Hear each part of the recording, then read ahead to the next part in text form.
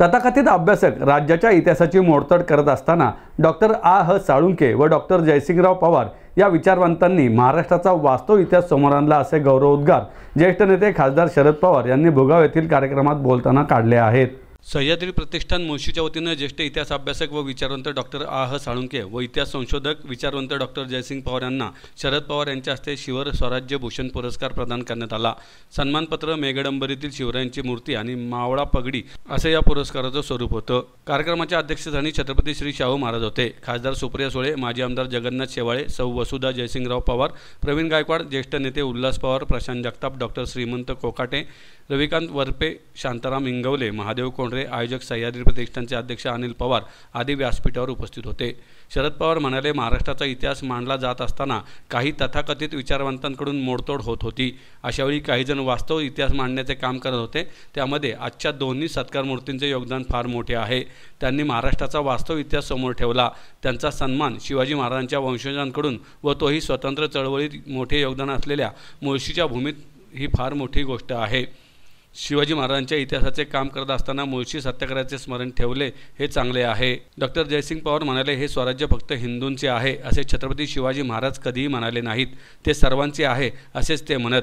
तत्कालीन काळातील जगात सर्वत्र धार्मिकतेवर आधारित राज्य होती हे लक्षात घेतल्यावर शिवाजी महाराजांच्या हे राज्य रयतेचे या विचारांचे महत्त्व लक्षात येते। म्हणूनच शिवाजी महाराजांचेच म्हणजेच राजेशाहीचे नाव आपण लोकशाहीतही घेतो, कारण त्यांनी दाखवलेला सर्व धर्म समभाव हा आपल्या घटनेचा प्राण आहे। डॉक्टर आ.ह. साळुंखे म्हणाले, हा पुरस्कार म्हणजे मोठी जबाबदारी आहे, ती आम्ही पार पाडू, हा क्षण गौरवाचा आहे। अध्यक्षीय भाषणात शाहू महाराज म्हणाले, अशा कार्यक्रमांमधून राज्यातील देशातील युवकांना स्फूर्ती मिळेल। शिवरायांपासून स्फूर्ती घेऊन सह्याद्री प्रतिष्ठान काम करत आहेत। आजच्या एकूण परिस्थितीला दिशा देण्याचे काम हा कार्यक्रम करेल असंही ते म्हणाले।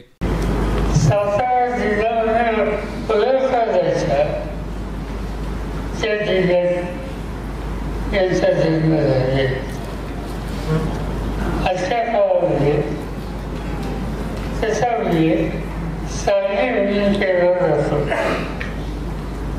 पण हा खरा असायला एका कालखंडामध्ये सातारा जिल्हा होता आणि सातारा जिल्हा हा महाराष्ट्राच्या इतिहासामध्ये अत्यंत मोलाची कामगिरी करणारा हा जिल्हा आहे। संस्थेच्या कालखंड त्यामध्ये असो किंवा स्वातंत्र्याच्या चळवळीमध्ये ब्रिटिशांच्या विरुद्ध संघर्ष करणारा हा कालखंड असतो आणि अशा भूमीमध्ये ज्यांचा जन्म झाला या दोघांनी महाराष्ट्राचा खरा इतिहास जनतेच्या समोर मांडण्यासाठी प्रचंड योगदान दिले। इतिहास हा संबंध बघितला तर या इतिहासाची मोडतोड करणं ही भूमिका काही तथाकथित विचारवंतांनी केली आणि त्याचं वास्तव शिक्षण हे लोकांच्या समोर मांडलं। त्याबाबतीने जे काही प्रयत्न झाले त्या प्रयत्नामध्ये डॉक्टर जयसिंगराव पवार, डॉक्टर आ.ह. साळुंखे यांचा वाटा फार मोठा आहे।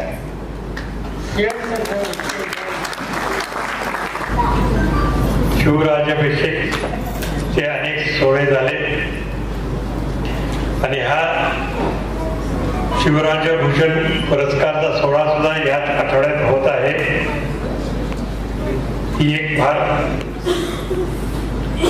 आनंदाची आणि चांगली गोष्ट घडून आलेली आहे असं म्हटलं तर मुळे चुकीचं होणार नाही,